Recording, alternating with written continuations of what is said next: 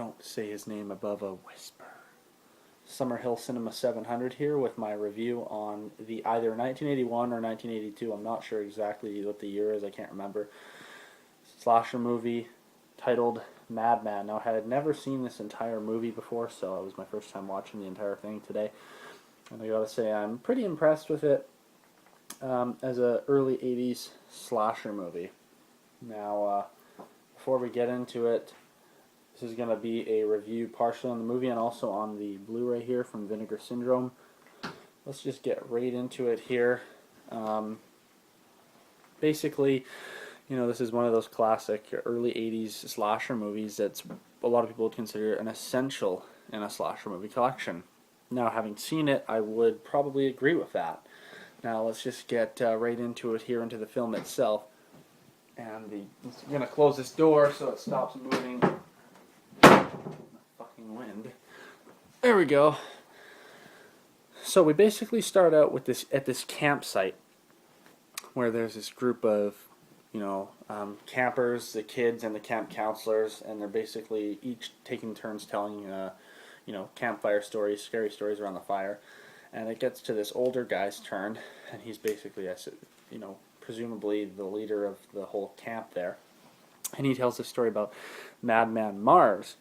And he basically says, he talks about this guy who years ago he chopped up his whole family basically in this house that's just around the corner from where they're having their campfire.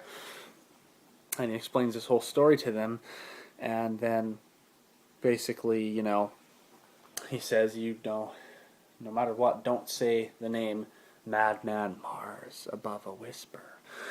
And of course, the one younger camper just gets up and starts yelling, Madman Mars, we're here, yeah.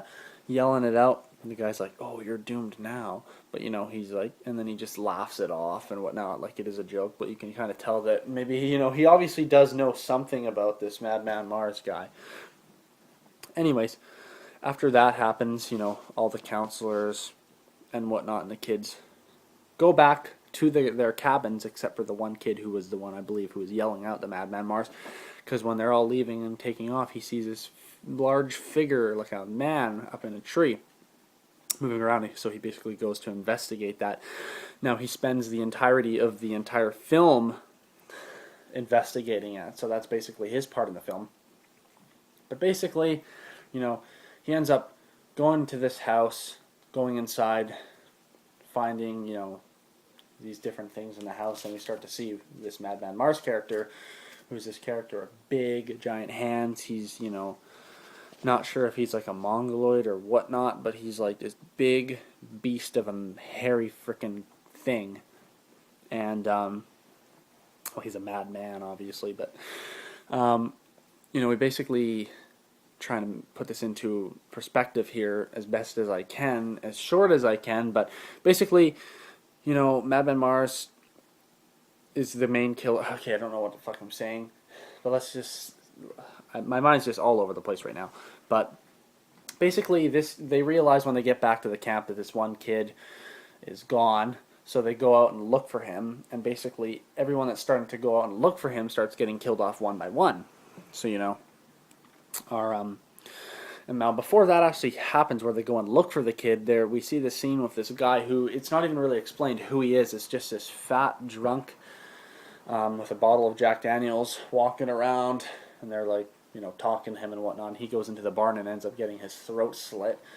So it's like, you don't really learn who the hell he was, other than he's some fat drunken alcoholic who gets his throat slit. So he's the first kill of the film, and it's probably the goriest kill in this entire film. And one thing I'll say before I continue on about the film itself is that there aren't really, I didn't find there was any really memorable kills in this particular movie at all. So, but going forward, basically, everyone's going out to look for the missing people that keep going missing, one after one, because another camp counselor goes out and looks for the next one who just got lost or whatnot, and they're getting killed off one by one. So some memorable kills, one of the guys who goes and looks, he gets hung up by a noose on a tree. And, like I said, there aren't really any memorable kills, but if I had to take away some from the film, these would be the ones. A guy gets hung by a noose in a tree. Lady's fixing the engine in the truck and gets her head decapitated off the truck. And then near the end of the film, the main character lady gets skewered up on a meat hook. Now, I'm not going to give away all the kills, but they're some of the more memorable ones of the movie. But nothing really crazy special that stuck out to me personally. But basically, that's all there is to say about the film itself. It's a backwoods slasher movie. There's, with these types of backwoods slasher movies, there's not a lot that goes on other than people running around the woods getting killed with the, basic doing stupid things and whatnot and getting their heads cut off. But as an 80s slasher movie, it's awesome. I mean, it's not the best one out there. I've definitely seen better than this. But if you're an 80s slasher enthusiast like myself, then I definitely recommend getting this one. And I got this at vinegarsyndrome.com when they had the big sale a while back. But, the only thing I guess I can say more about the film itself is that in the end, none of the counselors survive. They all die, and just the kids get away, which is nice, but also it's just like, you thought that the main character, the woman, was going to live, but she doesn't. I've kind of done a shithole of job explaining this film, but my mind's just not been in place lately with explaining things. So it's an early 80s backwoods slasher movie, and if you're into slasher movies, you know that they're different than other films, and you just got to watch them to see what they're about. You're not watching a slasher movie for context and amazing acting and whatnot. You're watching it for the special effects, the kills, the nudity, the music. The music in this didn't really stick out that much to me. There were some parts of it that were pretty good, but overall nothing really memorable compared to some other 80s slasher movies. Nudity-wise, you see a few boobs and whatnot, but nothing much more than that, just a couple little tiny scenes. And then special effects-wise, it's like semi-decent. There's some okay kills, but nothing that really stuck out to me. So I would rate this 80s slasher movie as, if I had to say thumbs up, thumbs down, or half thumbs, I'd give it a half thumbs. Like, I'd say out of a 10, maybe a 6, probably. Because, nothing crazy good, but it's a fun early 80s slasher movie, to watch. They have a campy feel to them, these backwoods slasher movies. But now into the Blu-ray here from Vinegar Syndrome. This particular Blu-ray here, it looks like came out in 2015, so just a few years back. And you get your DVD copy and your Blu-ray. And if you take the discs out, you do get reversible artwork that looks like that, which is also really cool. Shit. But then again, I said I got this while it was on sale. I don't know if I would have paid full price for it on Amazon or whatnot, but I got it for a pretty good price, like $12 or $13. Now, special features wise, it has quite a lot of stuff. It has a new video interview of star Paul Madman Ehlers, producer and co-writer.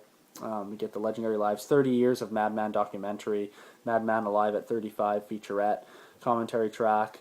We get a couple commentary tracks, music inspired by Madman and the Memoriam featurettes, vintage still gallery, TV spots, original theatrical trailer, subtitles, whatnot. So you get a lot of special features on this particular Blu-ray here. And this got nominated for the Best Low-Budget Horror Film, Academy of Science Fiction Fantasy Horror. So that's a pretty cool little fact there. But yeah, if you were going to compare this to other slasher movies, like I'd rate it, like I said, at the middle tier.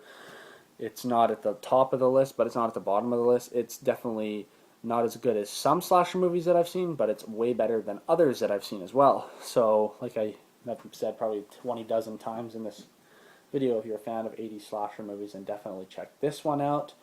If you're not a fan of slasher movies, and you're just a fan of, like classic horror and whatnot, then you might want to pass on this one.